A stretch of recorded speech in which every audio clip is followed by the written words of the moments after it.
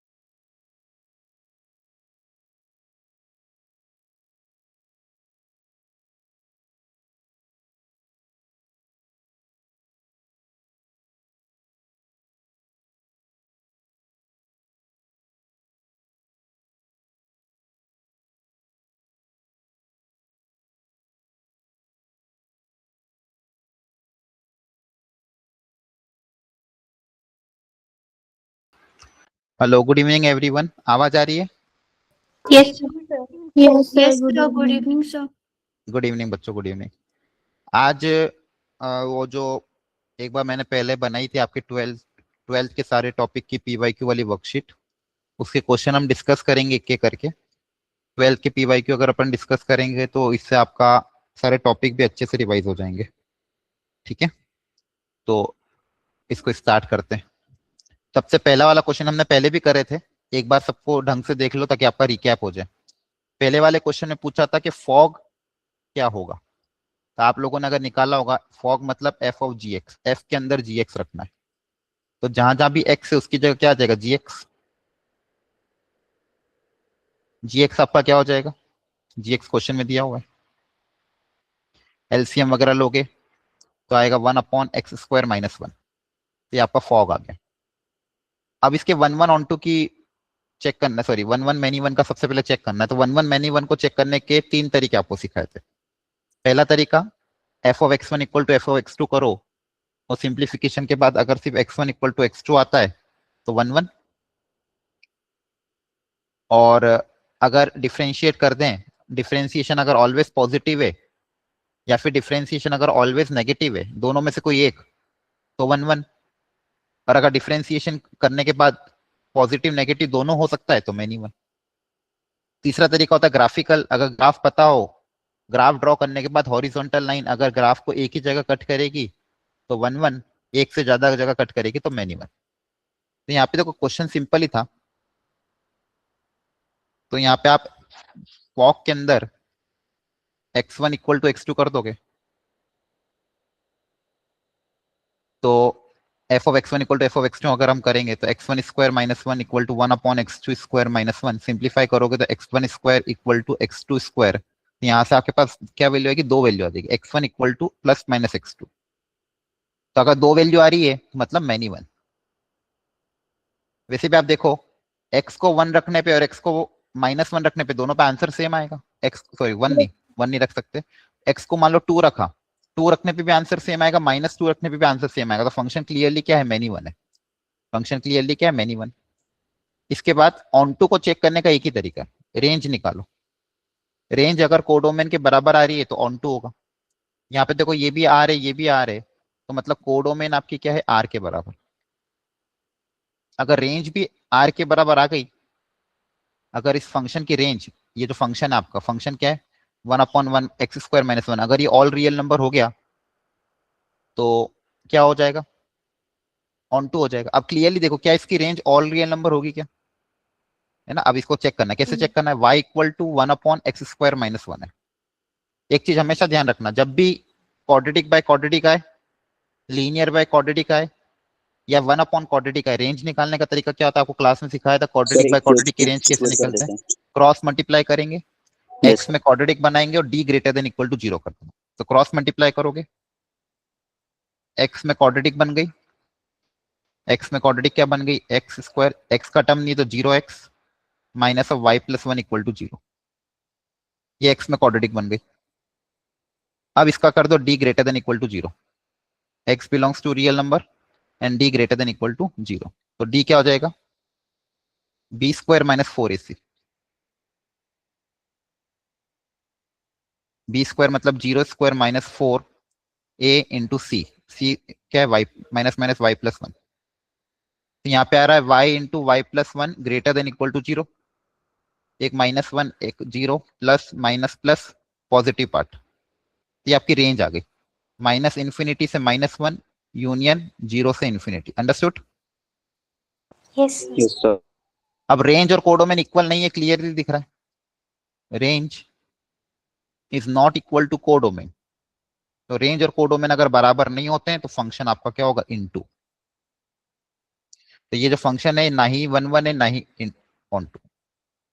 Second वाले में, हाँ बोलो एक्सक्लूड नहीं होगा 1 एंड -1? क्या हुआ, सर इसके रेंज में 1 एंड -1 एक्सक्लूड नहीं होगा?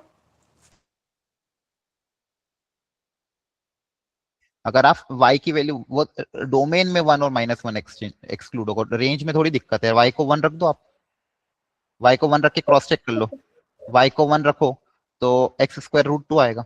आपका डोमेन में 1 और -1 एक्सक्लूड होगा, रेंज में थोड़ी। Okay sir. क्लियर हो गया सबको यहाँ तक? तो फर्स्ट यस वाला ना ही 1 1 होगा ना ही ऑन टू होगा। सेकेंड वाले में सिमेट्रिक इस चेक करना था और ट्रांजिटिव चेक करना था। सबसे पहले सिमेट्रिक चेक कर लेते हैं। सिमेट्रिक में क्या बोलते हैं कि अगर a बाई बी, अगर a कोमा बी आ रहा है तो b कोमा a आएगा कि नहीं आएगा। तो एक ऐसा एग्जांपल सोच के देखते हैं जो आएगा और जिसका उल्टा पॉसिबल ना हो। जैसे मान लो 2 के साथ a की वैल्यू ले ली मैंने 1, b की वैल्यू ले ली -4। क्या ले लिया मैंने, 1 कोमा -4। तो 1 कोमा -4 सेट s को बिलोंग कर रहा है, ये ग्रेटर देन 0 ही है। लेकिन जो इसका उल्टा होगा -4, 1, ये चेक कर लेते हैं। इसकी वैल्यू कितनी आएगी, -2। तो ये नेगेटिव है तो ये सेट एस को बिलोंग नहीं कर रहा है। तो -4, 1 does not belongs to set S. तो ये क्या हो जाएगा, नॉट सिमेट्रिक। एस क्या हो जाएगा, नॉट सिमेट्रिक। और टी का सिमेट्रिक आसानी से चेक हो जाएगा। ए स्क्वायर माइनस बी स्क्वायर अगर इंटीजर है तो बी स्क्वायर माइनस ए स्क्वायर भी तो इंटीजर ही होगा, माइनस टाइम्स हो जाएगा बस। Yes sir. तो ये ऑलवेज सिमेट्रिक होगा। तो टी तो सिमेट्रिक होगा लेकिन एस सिमेट्रिक नहीं होगा। Option number B. तो 2023 में ये क्वेश्चन आया था। तो आपको मैंने बता रखा है, टाइप्स ऑफ रिलेशन से थोड़ी बहुत प्रैक्टिस करके चले जाना, एक आधा क्वेश्चन आ जाता है। फंक्शन से कौन से क्वेश्चन वेराइटी आती है, एक वेराइटी आती है जिसमें आप ये 1 1 ऑन 2 चेक करते हो, एक वेराइटी जिसमें डोमेन वाले क्वेश्चन आते हैं, और एक वो कंपोजिट इक्वेशन वाले क्वेश्चन, फंक्शनल इक्वेशन या फिर कंपोजिट इक्वेशन। तो ये फंक्शन की वेराइटी है। अगला इनवर्स ट्रिग्नोमेट्रिक फंक्शन से ये दो स्टैंडर्ड क्वेश्चन। सबसे पहला वाला क्वेश्चन भी क्लास में करा रखा था, देख लो एक बार ध्यान से। टेन इनवर्स वाले इस कॉन्सेप्ट में हमारा टारगेट क्या रहता है, हम ये फॉर्मूला क्रिएट करें।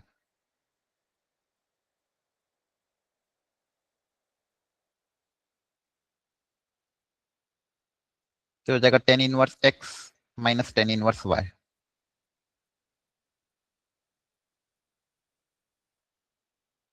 Ten inverse X minus Y upon 1 plus x Y को क्या लिख दोगे, टेन इनवर्स एक्स। तो आपको कोशिश क्या करना रहता है, टेन इनवर्स में ये क्रिएट करो, X minus Y upon 1 plus x Y. तो यहाँ पे टेन इनवर्स में क्या दिया हुआ है, 2r²। अब देखो यहाँ पे जब हम क्रिएट करेंगे तो जब भी हम इसमें +-1 करना पड़ेगा डिनोमिनेटर में, तो लेकिन जब ऊपर आप डिफरेंस क्रिएट करोगे तो 2 बनेगा, तो इसलिए इसको 2 पहले से देना पड़ेगा। तो पहले से 2 से मल्टीप्लाई डिवाइड कर दो, क्योंकि आपका न्यूमरेटर में आगे जाके 2 क्रिएट होगा ही। तो सबसे पहले 2 से मल्टीप्लाई डिवाइड कर दिया। अब नीचे मुझे क्या चाहिए, 1 प्लस दो नंबर का प्रोडक्ट और उन्हीं का डिफरेंस ऊपर चाहिए। नीचे क्या चाहिए, दो नंबर का प्रोडक्ट और उन्हीं का डिफरेंस ऊपर। तो यहाँ पे एक +1 -1 कर देंगे।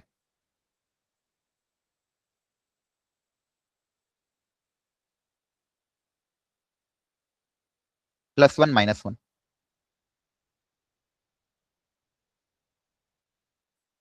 अब ए स्क्वायर माइनस बी स्क्वायर, ए स्क्वायर माइनस बी स्क्वायर क्या होता है? ए प्लस बी, ए माइनस बी, ए प्लस बी, ए माइनस बी। अंडरस्टूड है? यहां तक सबको समझ में सर आया? 2 कैसे क्रिएट करा हमने 2 से ऊपर? मल्टीप्लाई डिवाइड करके। नहीं सर, मतलब क्यों करा? अभी बताऊंगा क्यों करा। यहां तक समझ में आ गया? नीचे Yes, sir. प्रोडक्ट क्रिएट हो गया, नीचे क्या क्रिएट हो गया? 1 प्लस 2 नंबर का प्रोडक्ट क्रिएट हो गया। अब इन्हीं का डिफरेंस क्या आएगा? इन दोनों का डिफरेंस बताओ क्या आएगा? इन दोनों को माइनस करोगे तो क्या आएगा? Sir, 2. 2 आएगा। 2 आएगा। इन दोनों का डिफरेंस 2r प्लस 1 और 2r माइनस 1 का डिफरेंस कितना है? 2 है, Yes, sir. Yes sir. इसलिए 2 क्रिएट किया। 2 की जगह क्या लिख सकते हो? 2 की जगह क्या लिख देंगे? 2r plus 1 minus 2r minus 1। 2 की जगह ये लिख देंगे, क्योंकि मुझे पता था कहीं ना कहीं इनका डिफरेंस 2 आएगा, इसलिए पहले 2 क्रिएट किया फिर प्लस माइनस 1 किया। अंडरस्टूड? अब ये क्या हो गया? x minus Y upon 1 plus x y. इसको हम लिख सकते हैं tan inverse x minus tan inverse y. तो summation tan inverse x, x मतलब 2r plus 1 minus tan inverse y, y मतलब 2r माइनस 1। r जा रहा है आपका कहां से कहां तक? 1 से लेके 50 तक। समेशन का मतलब क्या है? r की वैल्यू रखते जाओ और ऐड करते जाओ। r की वैल्यू 1 रखी मान लो, r की वैल्यू 1 रखोगे तो कितना आ जाएगा? Tan inverse 3। r को इधर भी 1 रख दो, tan inverse 1. फिर r को 2 रख देना, फिर r को 3 रख देना। So alternate कट होती जा रही है वैल्यू. ऐसे रखते जाओगे और लास्ट में r को आप रख देना 50।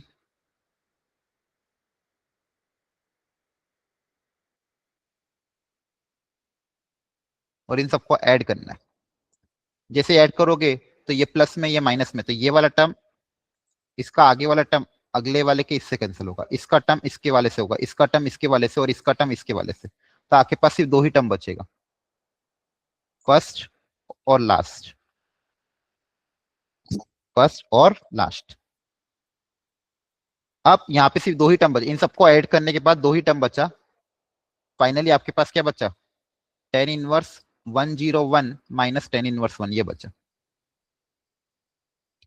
अब इसमें वापिस फॉर्मूला अप्लाई हो जाएगा tan inverse x minus tan inverse y का। इसमें वापिस फॉर्मूला अप्लाई हो जाएगा tan inverse x minus tan inverse y का, tan inverse x minus Y upon 1 plus x Y, जिसकी वैल्यू आएगी 100 अपॉन 102, 100 अपॉन 102 मतलब 50 अपॉन 51। तो ये आपका आएगा p के बराबर। तो यहां से 10p की वैल्यू कितनी आ जाएगी? 50 अपॉन 51।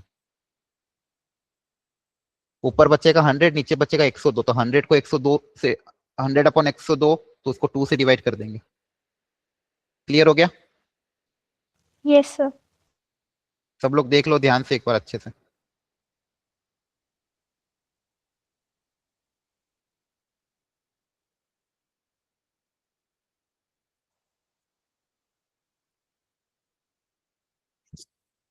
अगला क्वेश्चन भी इनवर्स ट्रिग्नोमेट्री का एक स्टैंडर्ड क्वेश्चन है। इन सब में प्रॉपर्टी क्या लगती है? सबसे पहले प्रॉपर्टी बताता हूँ कि sine inverse of sine x में एक्स बाहर तब आता है जब एक्स आपका माइनस पाई बाय 2 से पाई बाय 2 में लाई करे। टेन इनवर्स में भी tan inverse of ten x की वैल्यू एक्स कब आती है? जब वो माइनस पाई बाय 2 से पाई बाय 2 लाई करे। माइनस पाई बाय 2 से पाई बाय 2 को रेडियन में कन्वर्ट करोगे तो माइनस 1.57 से माइनस 1 प्लस 1.57 के बीच में आना चाहिए। अगर ये एक्स की वैल्यू माइनस 1.57 से 1.57 के बीच में है तो डायरेक्टली बाहर आ जाएगा। दूसरा, कॉस के केस में कॉस सीकेंड और कॉट में ये x तब बाहर आएगा जब ये x 0 से पाई के बीच में लाई करे। मतलब ये जो x है अगर इसकी वैल्यू 0 से लेके 3.14 के बीच में हुई तो डायरेक्टली बाहर आ जाता है। अगर ये x 0 से 3.14 के बीच में हो तो बाहर। अब यहाँ पे जो भी एक इनपुट है वो सब कुछ ज्यादा है, 5 6 12, मतलब वैल्यू इनकी ज्यादा है। तो इसको इन वैल्यूज को आपको रिड्यूस करना पड़ेगा। ये जितने भी रेडियन में 5 रेडियन 6 रेडियन 12 रेडियन, अपना टारगेट क्या है? We have to reduce it. Reduce करना है, टेन और साइन के केस में 1.5 इसके बीच में लाना है इनपुट को, और कॉस के केस में 0 से 3.1 के बीच में लाना है। तो रिड्यूस करने के लिए माइनस करना पड़ेगा। तो माइनस करने के लिए कॉन्सेप्ट क्या सीखेंगे? सबसे पहले आप पाई के मल्टीपल्स की वैल्यू ध्यान रख लो, 3.14, 6.28, 9.42, 4 पाई हो जाएगा, 12.56 एंड सो ऑन। अब आपको ये देखना है कि जो इनपुट में एंगल है वो पाई के कौन से मल्टीपल के सबसे पास है, और फिर उसका यूज करना है रिड्यूस करने में। तो सबसे पहले कोई भी एक एग्जांपल ले लेते हैं, फॉर एग्जांपल साइन इनवर्स का एग्जांपल ले लीजिए।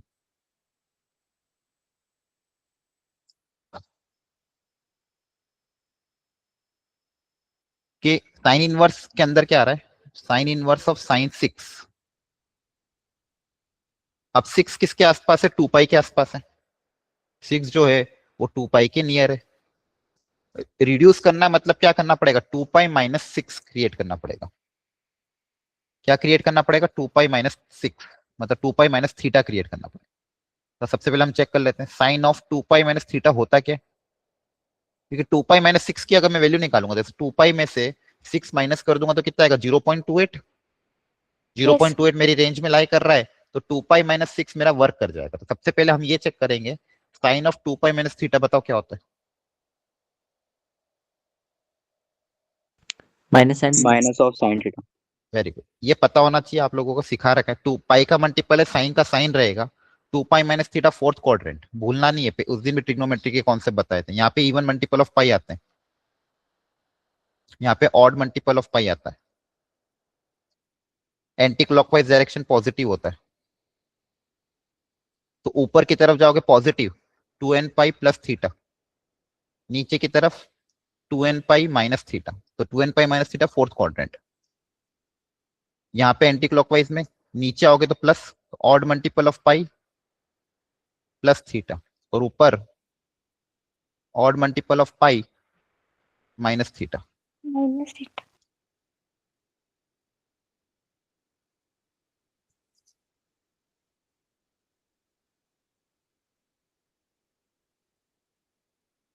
ठीक है, तो अब मुझे एंगल को रिड्यूस करना था, मुझे क्या क्रिएट करना है? 2 पाई माइनस थीटा क्रिएट करना पड़ेगा, तभी जाके वैल्यू कम होगी। सबसे पहले मैंने सोचा कि साइन 2 पाई माइनस थीटा होता क्या है, तो साइन 2 पाई माइनस थीटा होता है माइनस साइन थीटा। Minus क्योंकि ये जो एंगल है ये फोर्थ क्वाड्रेंट में आ रहा है, फोर्थ में आपका साइन नेगेटिव होता है, तो sine of 2 pi minus theta की वैल्यू माइनस साइन थीटा होती है। तो यहां से आप साइन थीटा पता करोगे। साइन थीटा कैसे निकलेगा? ये माइनस उधर चल जाएगा, तो माइनस उधर चल जाएगा, sine of 2 pi minus theta हो जाएगा। तो साइन थीटा को minus of sine 2 pi minus theta लिखा जा सकता है। हर क्वेश्चन में यही करना है, रिड्यूस एंगल क्रिएट करो, यहाँ से जो भी साइन थीटा या कॉस थीटा की वैल्यू आएगी वो पुटअप करो। तो साइन थीटा की जगह ये माइनस उधर चल जाएगा, तो साइन थीटा को आप क्या लिख सकते हो? Minus of sine 2 pi minus theta. अब देखो ध्यान से, साइन इनवर्स साइन 6 था, तो साइन 6 को क्या लिख देंगे? Minus of sine 2 pi minus theta. Sign theta को क्या लिख दिया? Minus of sine 2 pi minus theta. Inverse में नेगेटिव बाहर आ जाता है, साइन इनवर्स में नेगेटिव बाहर आ जाता है, बाहर आ गया। अब सोचते हैं, अब ये जो अंदर वैल्यू है क्या ये 1.57 से 1.57 के बीच में है? हाँ है, 0.28 है। इस रेंज में लाई कर रही है, इस रेंज में आपकी 0.28 आ रही है, तो डायरेक्टली बाहर आ जाएगी। इस रेंज में लाई कर रही है तो डायरेक्टली क्या आ जाएगी? बाहर आ जाएगी। तो ये तरीका होता है, थोड़ा सीखना आप ध्यान से। सबसे पहले 6 को देखा 2 पाई के आसपास था, तो 2 पाई माइनस थीटा क्रिएट करना था। क्या क्रिएट करना था? 2 पाई माइनस थीटा। तो सबसे पहले पता करा कि sine of 2 pi minus theta होगा क्या, तो आपने देखा माइनस साइन थीटा। इसका मतलब ये था कि साइन थीटा को minus of sine 2 pi minus theta लिखा जा सकता है। चलो अब सब लोग पता करो, टेन इनवर्स टेन 12 कितना होगा, और कॉस इनवर्स कॉस 5 कितना होगा। कॉस में नेगेटिव का फर्क नहीं पड़ता था, इसको प्लस 5 भी लिख सकते हैं। इसको वापस से आप कॉस इनवर्स कॉस 5 भी लिख सकते हैं, क्योंकि ट्रिग्नोमेट्री में कॉस थीटा में cos of theta cos of minus theta same होता है। तो इसकी वैल्यू और इस टेन इनवर्स वाले की वैल्यू, दोनों की वैल्यू निकालो।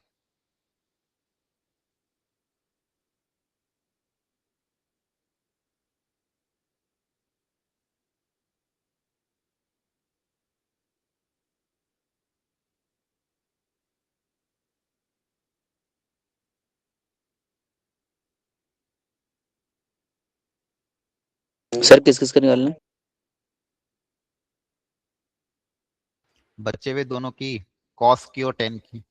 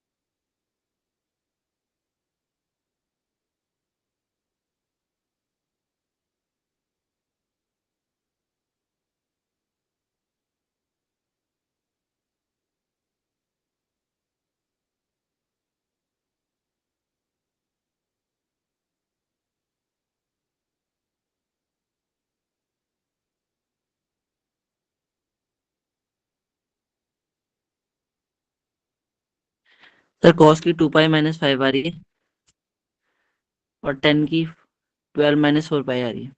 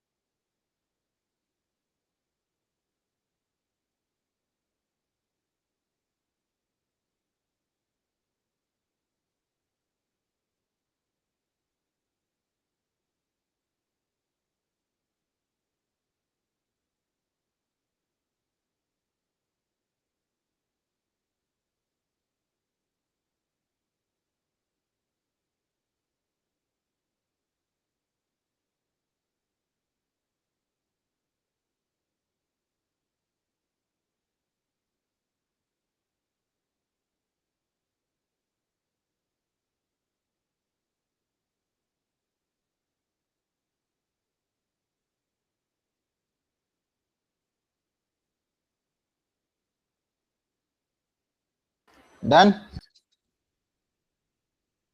करा ट्राई सबने? हेलो? Yes Yes, sir. ठीक है, देखो ये सीख लो, ये इस पे टाइम इसलिए मैंने आपको दिया है ताकि आप खुद से करो।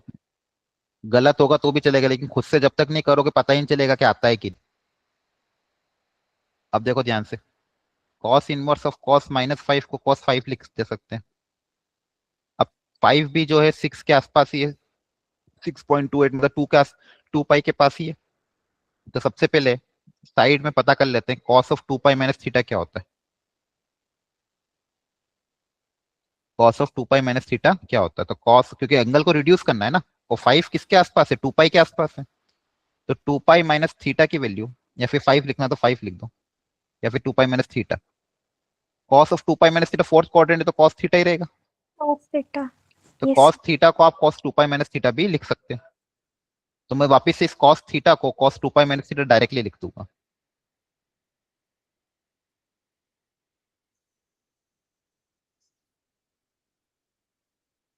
ठीक है, तो यहां से आ जाएगा 2 पाई माइनस 5, डायरेक्टली बाहर आ जाएगा क्योंकि ये वैल्यू 1.28 है, 1.28 3.14 से कम होती है, तो इसकी वैल्यू 2 पाई माइनस 5 आ गई। दूसरा था आपका tan 1 tan 12, इसका कितना आया, फाइनल आंसर कितना है tan 1 tan 12 का, 4 नहीं पाई किया, माइनस 12, 4 पाई माइनस 12। अच्छा, अब 12 किसके 12 आसपास माइनस है, 4 फोर पाई, पाई के आसपास, 12 - 4 पाई। अच्छा, 12 किसके सर आसपास, 12 माइनस 4 हाँ पाई, ठीक है, 12 किसके आसपास है, 4 पाई के आसपास है। तो अब यहाँ पे 4 आप pi. ये सोचोगे कि इसको 4 पाई से रिड्यूस करना है, तो यहाँ पे आपको ये सोचना पड़ेगा tan 4 पाई माइनस थीटा क्या होगा। तो वापिस से even multiple of pi minus theta, fourth quadrant, minus of tan theta है। Minus 1 theta. tan 4 पाई माइनस थीटा की वैल्यू -tan थीटा। अब यहाँ से tan थीटा पता कर लो, माइनस उधर चल जाएगा,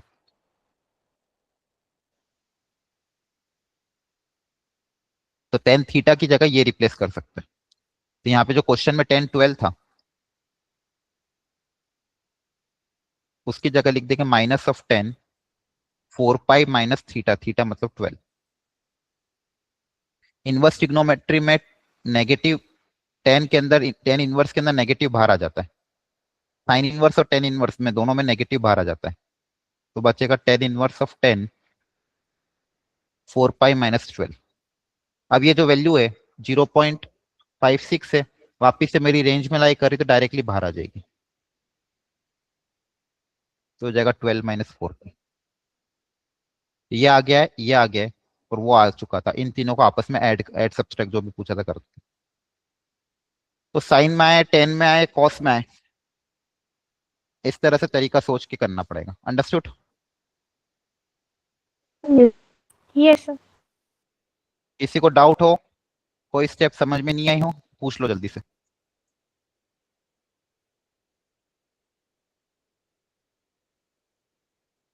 ठीक है, एक ये फॉर्मूला उतार लो, काम आता है। एक सेकेंड, नया पेज ऐड करके सिखा देता हूँ।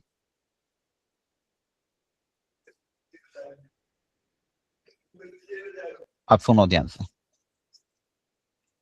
कुछ ट्रिग्नोमेट्री आइडेंटिटी तो पता होनी चाहिए। एक तो जब भी आपके पास 1 + sin 2 थीटा है, इसको आप लिख सकते हो sine theta plus cos theta का होल स्क्वायर। लिख लो सब लोग, कहीं ना कहीं अच्छी जगह लिखना, सब काम की है, मैथ्स की कॉपी के इंडेक्स में लिख लो। अगर 1 - sin 2 थीटा है, इसको साइन माइनस कॉस या कॉस माइनस साइन थीटा का होल स्क्वायर लिख सकते हैं।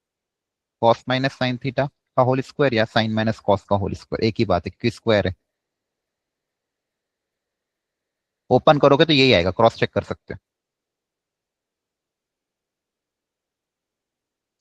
इसके बाद डबल एंगल वाले फॉर्मूला आपको पता ही है, 1 + cos 2 theta 2 cos² theta, 1 - cos 2 theta 2 sin² theta.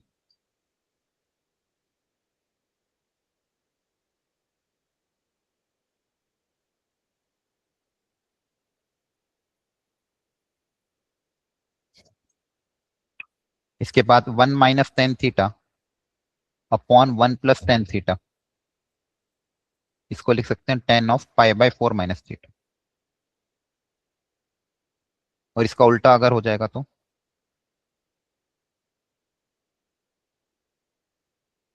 tan of pi by 4 plus theta.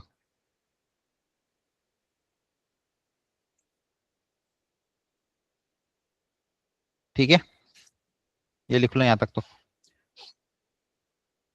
एक तो आपको ध्यान होना चाहिए। क्लियर हो गया? यस। अब इन दो क्वेश्चन के बारे में सोचो,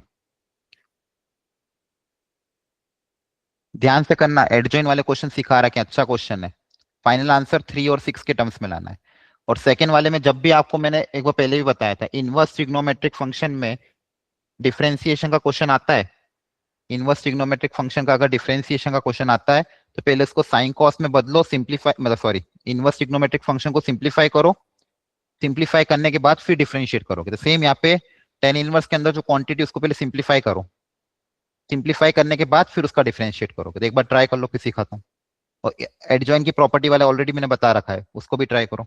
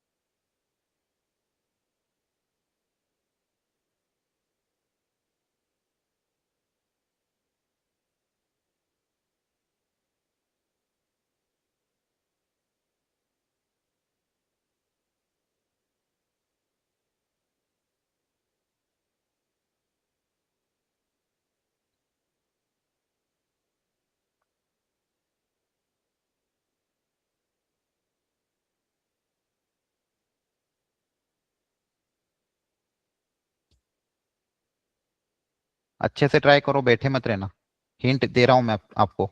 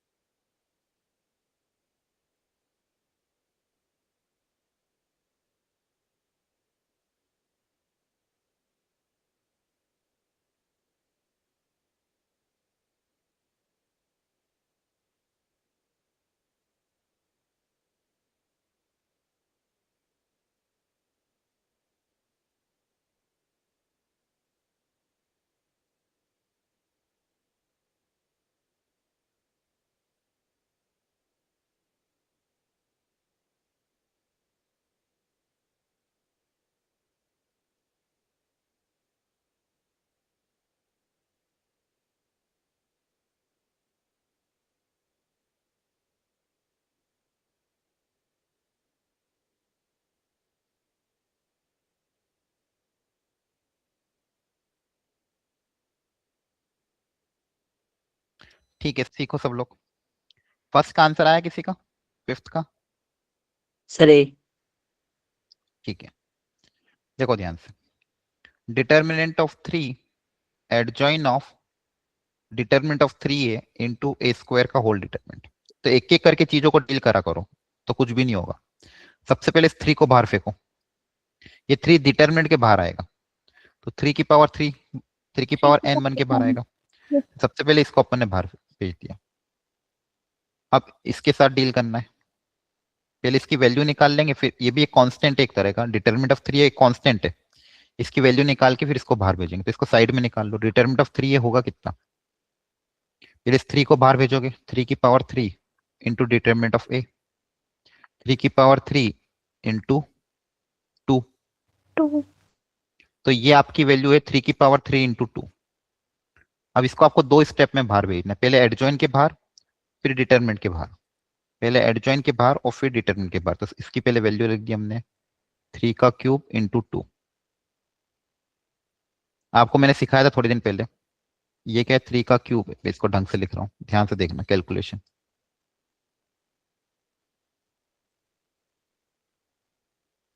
थ्री का क्यूब इंटू 2 है ये। तो पहले जब एडजॉइन के बाहर निकलेगा, तो एडजॉइन के बाहर पावर n-1 बन के बाहर आता है, तो n माइनस मतलब यहां से जब यहाँ पे आएगा, ये पूरी वैल्यू जब यहां से यहां आएगी तो पावर 2 बन के बाहर है, n-1 मतलब 2। तो सबसे पहले मैंने एडजॉइन के बाहर निकाला, फिर ये वैल्यू ये बन जाएगी, ये पूरी वैल्यू एडजॉइन के बाहर आएगी तो ये बनेगी। अब यही वैल्यू अगर इस डिटरमिनेंट के बाहर आएगी, यहाँ पहले यहाँ पे आ गई पावर 2 बन के, पहले यहाँ पे आ गई पावर 2, कौन सा फॉर्मूला, n-1 वाला। Yes, sir. अब डिटरमिनेंट के बाहर इसको निकालना है तो पावर 3, तो इसी की पूरे की पावर 3 करोगे। तो पहले ये जो कांस्टेंट था 3 क्यूब इंटू 2, इसको पहले एडजॉइन के बाहर निकाला, फिर इसको डिटरमिनेंट के बाहर निकाला, दो स्टेप में। और 3 क्यूब जो पुराना था वो एज इट इज है ही है। तो हमेशा आपको है ना एक एक करके चीजों को डील करना पड़ेगा। आपके पास अंदर क्या बच जाएगा, simply determinant of adjoint of some matrix A square. अब इसका सिंप्लीफिकेशन में भी ध्यान रखना है, या कैलकुलेशन एरर हो सकता है। देखो ध्यान से, 3 की पावर 3 आएगा, ये एज इट इज यहाँ पे 3 की पावर 3, उसकी पावर 2 और उसकी पावर 3, तो पावर की पावर आपस में सब मल्टीप्लाई होती है। तो 3 2 जा 6, 6 3 जा 18, और 2 की पावर 2 इंटू 3 दैट इज 6। अब यहाँ पे एडजॉइन, डिटरमिनेंट ऑफ एडजॉइन का फॉर्मूला अप्लाई होगा, डिटरमिनेंट ऑफ ए की पावर n-1, तो डिटरमिनेंट ऑफ ए स्क्वायर की पावर n-1 दैट इज 2, जो कि हो जाएगा 2 की डिटरमिनेंट ऑफ ए की पावर 4, पावर 4 मतलब 2 की पावर 4, तो ये हो जाएगा फाइनली 3 की पावर 21 इंटू 2 की पावर 4, ये बन जाएगा 2 की पावर 4, ये 2 की पावर 6, तो 2 की पावर 10। अब आपको 6 क्रिएट करना है, जो 6 कैसे क्रिएट होगा, 2 और 3 की मदद से। तो आपके पास फाइनली क्या आया था, 3 की पावर 21 इंटू 2 की पावर 10, तो 2 की पावर कम है तो 2 की पावर 10, और 6 बनाने के लिए यहाँ से 3 की पावर 10 चाहिएगा, तो 21 में से 10 निकाल लिया तो क्या बचेगा 11। 21 जो पावर थी उसमें से 10 पावर अलग कर ली तो 11 बच गई। अब इन दोनों को कंबाइन कर दोगे तो बन जाएगा 6 की पावर 10, 3 की पावर 11। ठीक है, तो ये एडजॉइन वाले क्वेश्चन, इस थोड़ी प्रैक्टिस ऑलरेडी मैंने क्लास में बहुत सारे दिए हैं आपको क्वेश्चन, आपकी मैट्राइसिस एंड डिटरमिनेंट की पीवाईक्यू वाले वर्कशीट में भी क्वेश्चन है। ठीक है, Yes, sir. आपके इस पूरे चैप्टर में मैंने आपको बताया, एक तो system of equation, unique solution, infinite solution, no solution, वहां से क्वेश्चन आता है। दूसरा एडजॉइन की प्रॉपर्टी और डिटरमिनेंट की प्रॉपर्टी पे, इस पे आपको प्रैक्टिस करना रहेगी और कैलकुलेशन एरर को मिनिमाइज करना पड़ेगा। सेकंड पार्ट वाला भी वैसे ही हो जाएगा। सेकंड पार्ट में जो अंदर वाला पूरा फंक्शन है उसको लिख दोगे tan ऑफ π/4 माइनस θ/2। अंदर जो आपको दिया हुआ था सीकेंड minus tan theta, सीकेंड minus tan theta, इसको साइन कॉस में बदलोगे, सीकेंड को क्या लिखोगे 1/cos, इसको लिखोगे साइन बाय कॉस, तो ये बन जाएगा 1 माइनस साइन बाय कॉस। तो इसको सिंप्लीफाई करने का तरीका क्या हो जाएगा, इसको लिख दोगे tan ऑफ π/4 माइनस θ/2, π/4 माइनस θ/2। अब ये पूरा के पूरा बाहर आ जाएगा। फिर आपके पास बचेगा क्या, simply y equal to tan inverse π/4 minus x³/2 जिसको आप आसानी से डिफरेंशिएट कर सकते हो। Understood everyone? Yes, sir. किसी को डाउट हो पूछ लो, समझा दूंगा।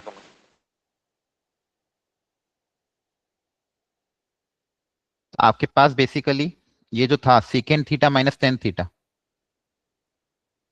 x³ को भी थीटा मान रहा हूं, इसको लिखा आपने 1 माइनस साइन अपॉन कॉस। तो ये अब याद कर लेना आगे से, 1 minus sine theta upon cos theta को लिखने का तरीका क्या है, tan ऑफ π/4 माइनस θ/2। ये मेन कॉन्सेप्ट था। अब जो क्वेश्चन है वो रिप्लेस हो जाएगा y equal to tan inverse tan of π/4 minus theta, theta मतलब x³/2।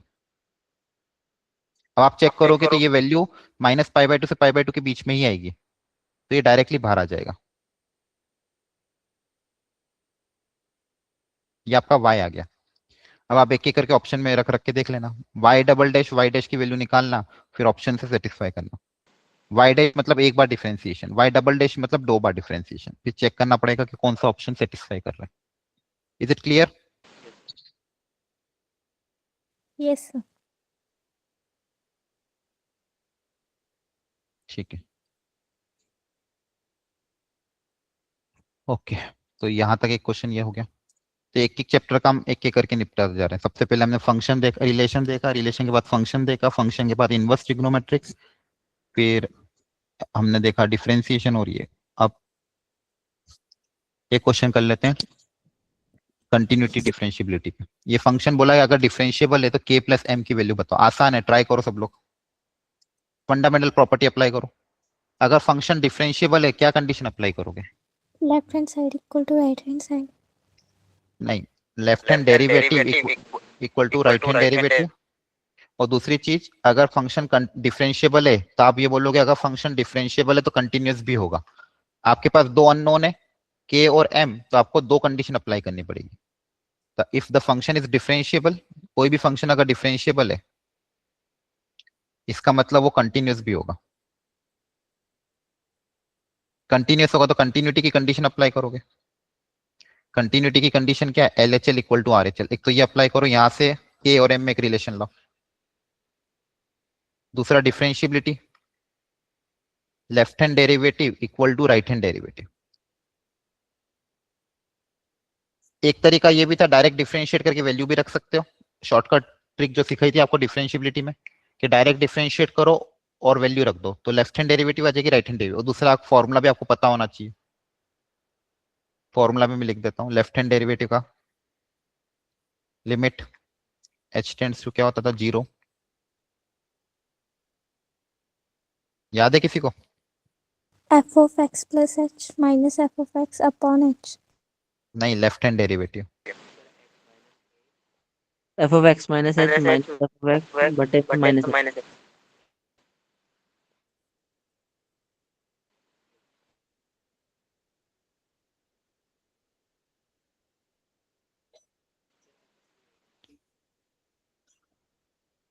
और राइट हैंड डेरिवेटिव का प्लस आ जाएगा।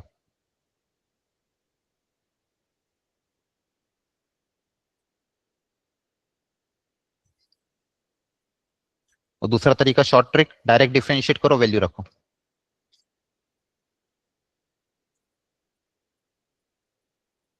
डिफरेंशिएट करोगे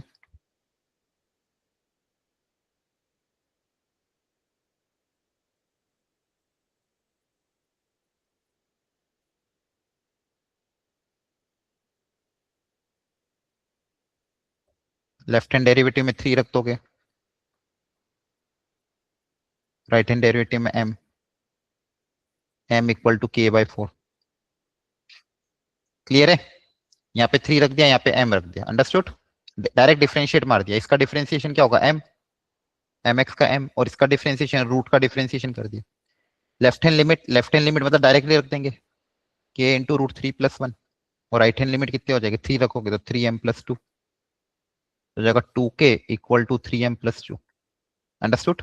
इक्वेशन 1, इक्वेशन 2, दो इक्वेशन, दो वेरिएबल, इन दोनों को सॉल्व करके k और m आएगा। तो कभी भी क्वेश्चन आता है ध्यान रखना, left hand derivative right hand derivative ऐसे करोगे।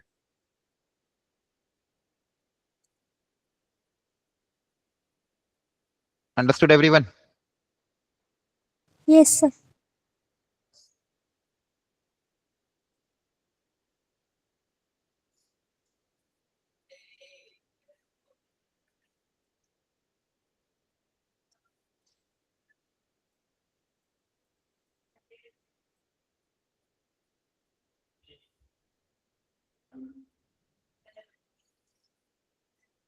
ये वाला ट्राई करो,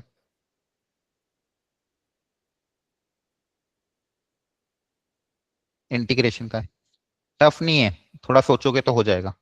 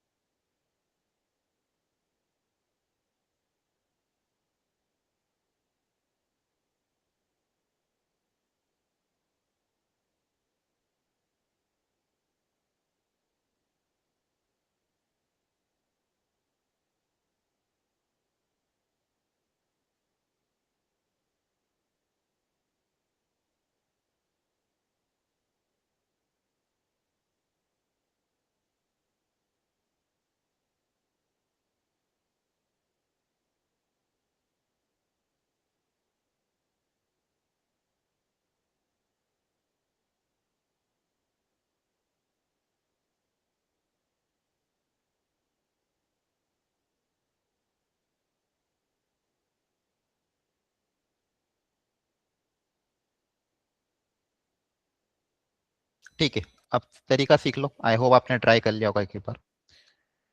यहाँ पे बताओ क्या तरीका होगा इसको सिंप्लीफाई करने का, X cube under root of 3 minus X square है तो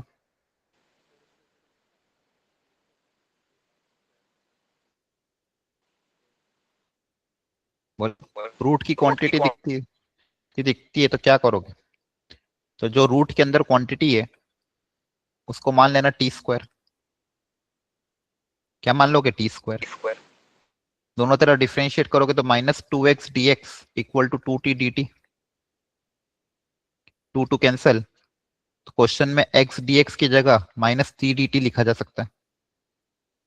तो क्वेश्चन में x dx क्रिएट कर दो, x क्यूब में से एक x अलग कर लेते हैं, x क्यूब है उसमें से एक x अलग कर लिया, dx के साथ रख दिया, और बचे हुए को ये लिख दिया। अब पूरे क्वेश्चन को टी के टर्म्स में कन्वर्ट कर दो, पूरे क्वेश्चन को टी के टर्म्स में कन्वर्ट कर दो। एक्स एक्स स्क्वायर की स्क्वायर का सम लिख देंगे 3 माइनस टी स्क्वायर। हाँ, एक्स स्क्वायर की जगह आपका आ जाएगा 3 माइनस टी स्क्वायर। इसकी जगह आएगा टी स्क्वायर, रूट के बाहर बन के आ जाएगा टी। एक्स डी एक्स की जगह आ जाएगा माइनस टी डी टी। ये माइनस अंदर जाएगा, T into T T square हो जाएगा, तो T square into T square minus 3।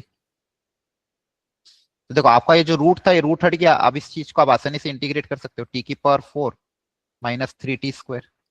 दोनों का इंटीग्रेशन करके फिर टी की वैल्यू वापस सब्स्टिट्यूट कर दोगे, और जो आंसर आएगा उसमें एक्स की जगह 1 रखने पे वाई की वैल्यू कितनी आएगी वो पूछा है। फाइनल आंसर जो भी आएगा उसमें एक्स की जगह 1 रख के वाई कितना आएगा ये पूछा। तो ये इनडेफिनेट इंटीग्रेशन का सब्स्टिट्यूशन बेस्ड क्वेश्चन था। तो एग्जाम में कभी आए तो सब्स्टिट्यूशन लगा के सोच के देखा करो थोड़ा। अगले में था माइनस पाई बाय 4 से पाई बाय 4, और ये जब भी लिमिट्स माइनस ए से ए आती है सबसे पहले हम ये देखने की कोशिश करते हैं अगर ऑड इवन मिल जाए। अगर ऑड है, अगर ऑड है तो डायरेक्ट आंसर 0 आ जाता है, और इवन है तो आंसर डबल हो जाता है, twice of 0 to A F X D X. इसके अलावा अगर नाइदर इवन नॉर ऑड हो तो फिर प्रॉपर्टी 4 अप्लाई कर देना। अदरवाइज अगर मान लो इवन और कुछ भी नहीं है तो सबसे स्टैंडर्ड अपनी प्रॉपर्टी 4 किंग्स रूल अप्लाई कर दो, एक्स की जगह रिप्लेस कर दो माइनस एक्स के साथ। ठीक है, तो ये 3 चीज ध्यान रखनी है। अगर ऑड है इवन है तो दाई का अपना लो। अब यहाँ पे अगर इनिशियली देखोगे तो प्रॉब्लम क्या है, पाई बाय 4 के कारण नाइदर ऑड नॉर इवन है। इस पाई बाय 4 के कारण ये इवन ऑड नहीं है, तो आप पाई बाय 4 को अलग कर दो।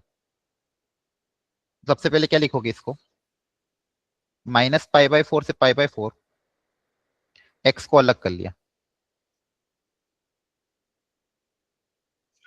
और पाई बाय 4 को अलग कर लिया।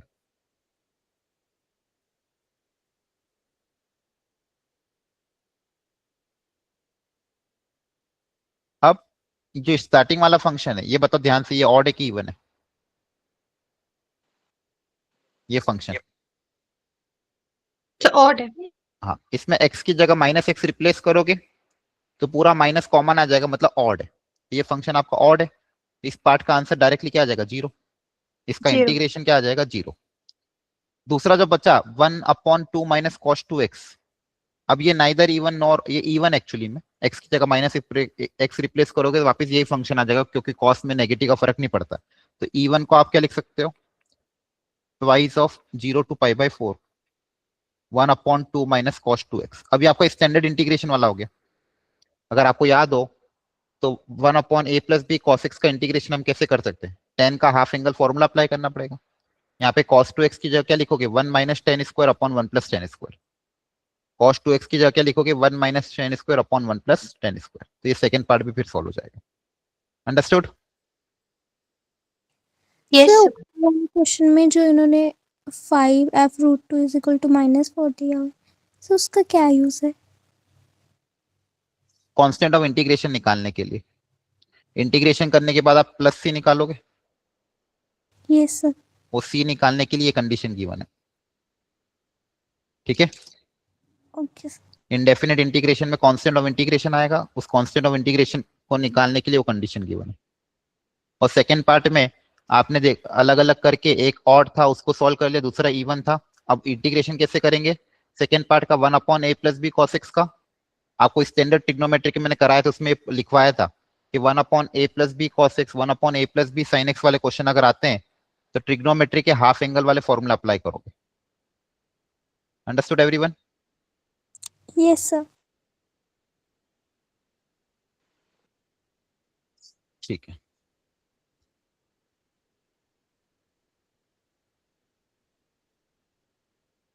अभी 12th वाले को सोचो। अब ये नाइदर इवन नॉर ऑड है, इस पे प्रॉपर्टी 4 अप्लाई करो क्वेश्चन 12th में। क्वेश्चन 12th में प्रॉपर्टी 4 अप्लाई करके सोचो, और 13 में डायग्राम बना के देखो क्या एरिया आ रहे हैं। दोनों क्वेश्चन आप सोल्व करोगे, दोनों स्टैंडर्ड क्वेश्चन है, इंपॉर्टेंट है। प्रॉपर्टी 4 अप्लाई करो 12th में, Kings rule.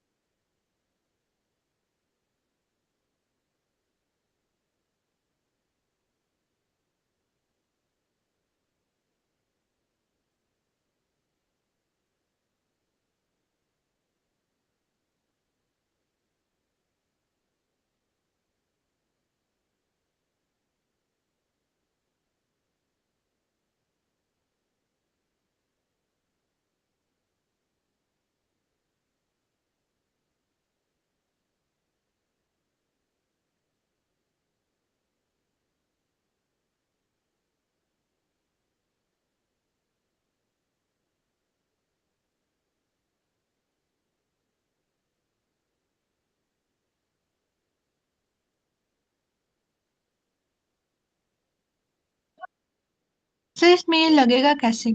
Sine pi mine x तो साइन एक्स ही आ जाएगा।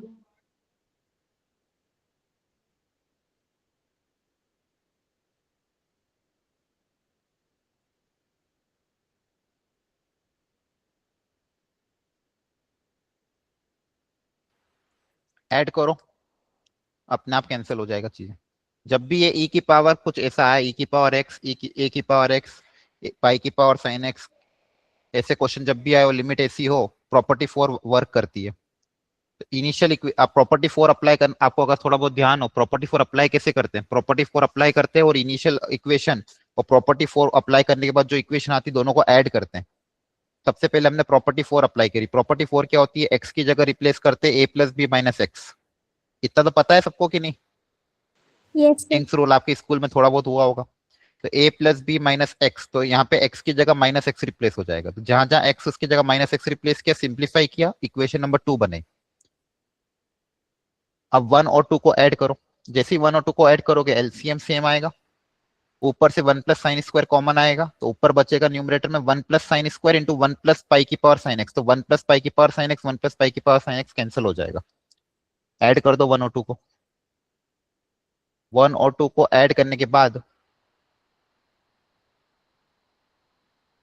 Twice of I,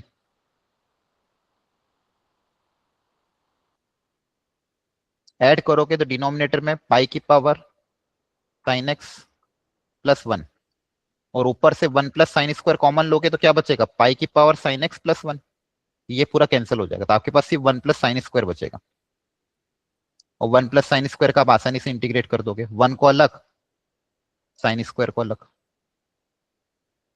sine square का इंटीग्रेशन करने के लिए उसको पावर 2 को पावर 1 में कन्वर्ट करते थे। तो साइन स्क्वायर को आप लिख दोगे क्या, 1 माइनस कॉस 2x बाई 2, और फिर इंटीग्रेट करोगे। साइन स्क्वायर कॉस स्क्वायर का इंटीग्रेशन बताया होगा आपको कि साइन स्क्वायर अगर पावर 2 है तो पावर ट्रिग्नोमेट्री में अगर पावर 2 आती है तो पावर 1 में कन्वर्ट करके फिर इंटीग्रेट करते। डायरेक्ट इंटीग्रेट नहीं होता साइन स्क्वायर, डिफरेंशिएट हो जाता है चेन रूल से, लेकिन इंटीग्रेशन के लिए पावर 2 को पावर 1 में कन्वर्ट करता है। साइन स्क्वायर को क्या लिखोगे, 1 माइनस कॉस 2x बाई 2। इसी तरह से कॉस स्क्वायर को क्या लिखते हैं, 1 प्लस कॉस 2x बाई 2, फिर इंटीग्रेट करते हैं। तो ध्यान रखना ऐसी वेराइटी स्टैंडर्ड है, क्लास में इलस्ट्रेशन ले रखा है मैंने, ई की पावर टाइप का एक इलस्ट्रेशन लिया था। तो प्रॉपर्टी 4 आपके इस पूरे चैप्टर में आपको अगर डेफिनेट इंटीग्रेशन में कुछ नहीं करना था, कम से कम प्रॉपर्टी 4 वाले क्वेश्चन ही प्रैक्टिस करके चल जाओ।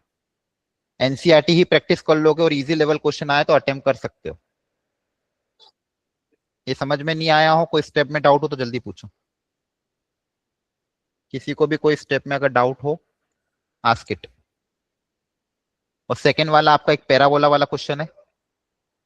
दोनों एक पैराबोला एक स्ट्रेट लाइन है, दोनों को ड्रॉ करोगे, ये एरिया आएगा। इसमें हॉरिजॉन्टल स्ट्रिप लेने में ज्यादा फायदा है। हॉरिजॉन्टल स्ट्रिप का फॉर्मूला क्या होता है, integration of X D Y, right curve minus left curve. तो राइट कर्व से एक्स की वैल्यू माइनस लेफ्ट कर्व से एक्स की वैल्यू, दोनों को सब्सट्रैक्ट कर देंगे तो, और इंटीग्रेशन होगा वाई के रेस्पेक्ट में।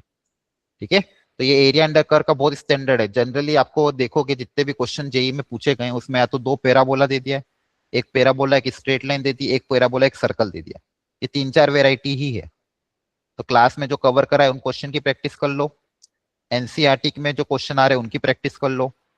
और 2 ही कॉन्सेप्ट है, या तो फॉर्मूला क्या लगेगा, upper curve minus lower curve. वो कब लगेगा, जब ऊपर वाला कर्व पूरा अलग हो, नीचे वाला पूरा कर्व अलग हो, तो फिर upper curve minus lower curve, उसमें इंटीग्रेशन होता है वाई डी एक्स। और दूसरा फॉर्मूला क्या है, right curve minus left curve. ये 2 ही फॉर्मूला है पूरे चैप्टर में। अगर हॉरिजॉन्टल स्ट्रिप लोगे तो right curve minus left curve, vertical strip लोगे तो upper curve minus lower curve. Clear? Yes sir. Okay, इसमें टोटल 25 क्वेश्चन है। मैं आपको बचे हुए क्वेश्चन इसी में ऐड करके दे दूंगा।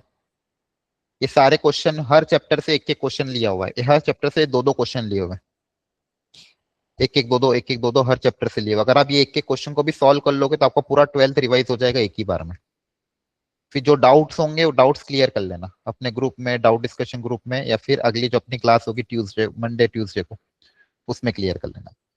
बीच में अगर मैं कोई एक्स्ट्रा क्लास लगूंगा आपकी तो उसके लिए मैसेज ड्रॉप कर दूंगा ग्रुप में। Understood everyone? तो ये अच्छी पीडीएफ है पीवाईक्यू वाली, इसको आप घर पे सॉल्व कर लेना, इससे आपका पूरा 12th अच्छे से रिवाइज हो जाएगा। Okay, thank you, bye bye, good night.